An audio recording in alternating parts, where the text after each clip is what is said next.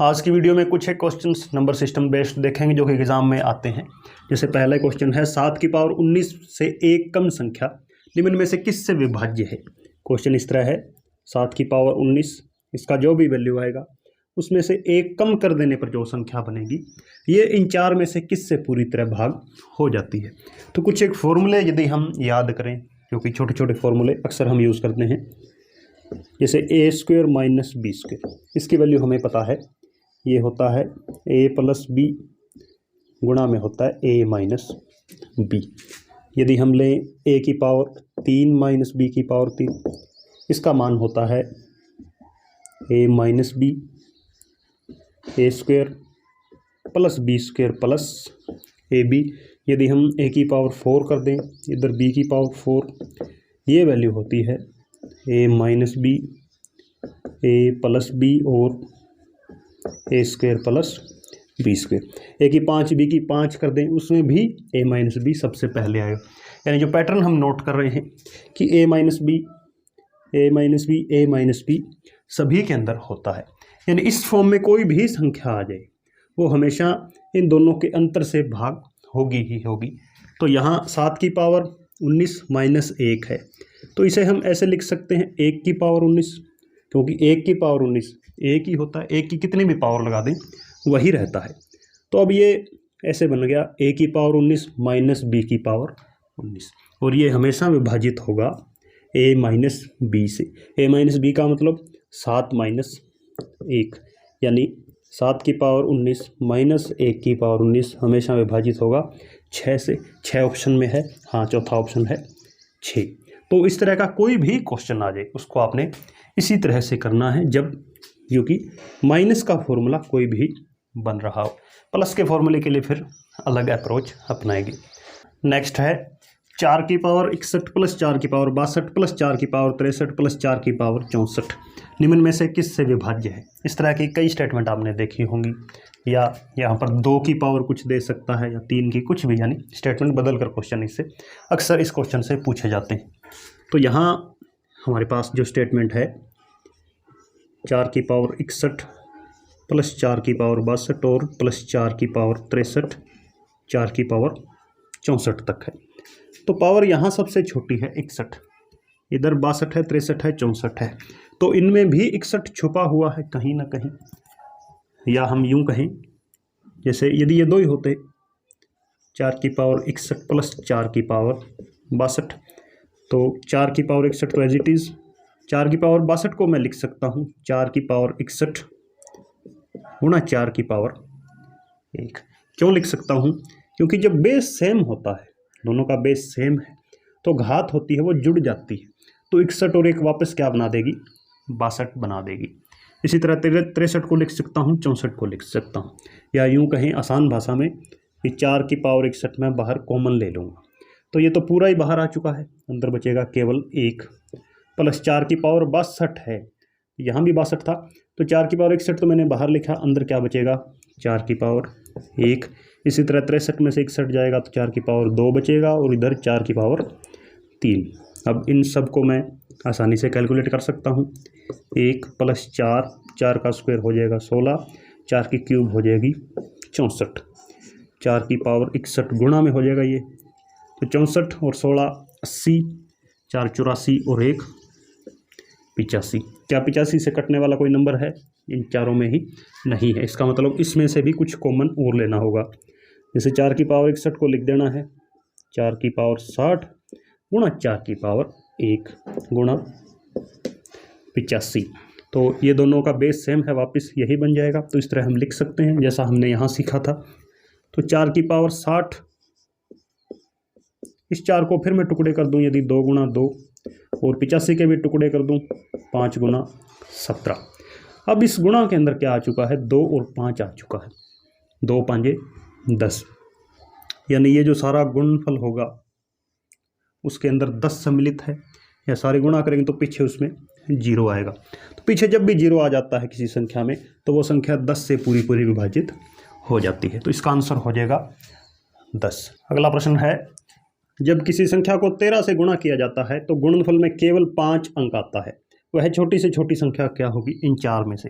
यानी इन चारों में से कोई एक ऐसी सबसे छोटी संख्या है जिसको 13 से गुणा करें तो जो गुणनफल आ रहा है, यानी इस संख्या को, इस नंबर को 13 से गुणा करने पर तो आंसर के अंदर 5 5 केवल 5 ही अंक आता है, ये यानी 5 रिपीट होता है।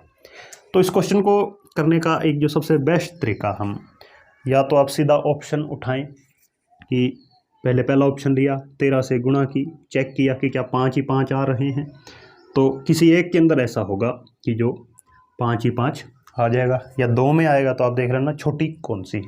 तो एक तरीका तो ये रहता है। एक चीज़ और हम ऑप्शन देखकर ऑब्जर्व कर रहे हैं कि सभी के अंदर 5 अंक दिए हुए हैं, तो 5 अंक की किसी संख्या को जब आप 13 से गुणा करते हैं तो तब हमारे पास जो आंसर के अंदर अंक आते हैं वो 6 आते हैं, या यूं कहें कि हमारा आंसर ये होगा 5,55,555। तो किसी नंबर को हम 13 से गुणा करें और ये आंसर आए तो ये नंबर हम डायरेक्ट ज्ञात कर सकते हैं कि 13 से इसको डिवाइड कर दें। तो 13 से जब इसको डिवाइड करेंगे अपॉन 13 लगाकर, 13 चौके 52, 3 बच गया 35 हो गया, 13 दूणे 26, 9 बच गया 95 हो गया, 13 सत्ते 91, तो 427 यहाँ देख रहे हैं 427। तो तीसरा ऑप्शन हमारे लिए बिल्कुल सही हो जाएगा। और वैसे भी आप याद रखना चाहें तो जब भी इस तरह की स्टेटमेंट हो, किसी संख्या को 13 से गुणा किया जाता है तो गुणनफल में केवल 5 आता है, 6 आता है, 7 आता है या 9 आता है, तो आप यह ध्यान रखें कि उसके अंदर 6 अंक बनेंगे, फिर हमारे लिए क्वेश्चन बिल्कुल ईजी हो जाएगा। नेक्स्ट, 2 अंकों की संख्या को 2 बार लिखने से वह संख्या 4 अंकों की बन जाती है। वह 4 अंकीय संख्या हमेशा विभाजित होगी इन 4 में से। तो पहले क्वेश्चन को समझें। 2 अंकों की संख्या, कोई भी 2 अंकों की संख्या, जैसे हमने ले ली 52, इसको हमें 2 बार लिखना है तो संख्या अब 4 अंकों की होगी 5252। यह हमेशा विभाजित हो जाएगी, इनमें से किसी एक ऑप्शन से हमेशा विभाजित होनी है। तो बहुत अच्छा और इम्पोर्टेंट क्वेश्चन है। इसके अंदर इसको हम 2 तरह से अप्रोच कर सकते हैं। पहला तो इसका एक हम सैद्धांतिक तरीका है वो देखते हैं कि 4 अंकों की संख्या है जो, जैसे पहले यही संख्या 2 अंकों की थी 52, 2 अंकों की संख्या को हम कैसे लिखते हैं 10x + y। यहाँ x और y क्या है, ये हो जाएगा x और ये हो जाएगा y, यानी x की जगह 5 पुट करेंगे, 10 5 50 + 2। ऐसा हम स्थानीय मान निकालते हैं, तब इसका यूज़ करते हैं, छोटी क्लासों के अंदर सीखा है। तो इसी को जब हमने 4 अंकों की बनाए इस संख्या को, तो इसको हमें 100 से गुणा करना होगा। 100 से गुणा क्यों करते हैं, ताकि जो संख्या है वो, जैसे पहला अंक है यहाँ 10x, इसको जब हम 100 से गुणा करेंगे तो, यानी ये यहाँ वैल्यू है 50, 50 को 100 से गुणा करेंगे तो इसका मान बन जाएगा 5000। फिर जो सैकड़े का अंक है यहाँ पर 2 है, 2 को गुणा करेंगे तो इसका स्थानीय मान हो जाएगा 200। फिर आगे 52 फिर बच गया है, तो इसको हम फिर से लिख सकते हैं 10x + y, यानी ये इकाई अंक, दहाई अंक, सैकड़ा, हज़ार। तो इस तरह से हम लिख सकते हैं। तो यहाँ एक चीज़ और हम नोट करें, 10xy गुणा 100 + 10xy, प्रत्येक 4 अंकों की संख्या को इस रूप में लिखा जा सकता है। तो 10x + y यहाँ से कॉमन ले लेता हूँ, यहाँ बचेगा 100 और इधर बचेगा 1, क्योंकि ये तो सारा ही हमने बाहर कॉमन ले लिया है। तो 4 अंकीय संख्या, प्रत्येक 4 अंकीय संख्या इस रूप की बनेगी, यानी उसके 101 गुणा में लिखा जा सकता है। जैसे इसी संख्या को 5252 के हम बराबर लिख सकते हैं 10x + y गुणा 101। इसका मतलब ये जो 101 यहाँ गुणा में, ये हमेशा क्या आ जाएगा, नीचे आ जाएगा और संख्या को पूरा भाग कर देगा, तो इसका आंसर हो जाएगा 101। ये तो हो गया इसका सैद्धांतिक तरीका फॉर्मूले की सहायता से। एक हम वैसे ही पैटर्न नोट करें, जैसे 4 अंकों की हम सबसे छोटी संख्या लें, जहाँ पर कि अंक रिपीट भी हो रहे हैं, कि 2 अंकों की संख्या थी 11, इसे हमने 2 बार लिख दिया तो 111 होगी।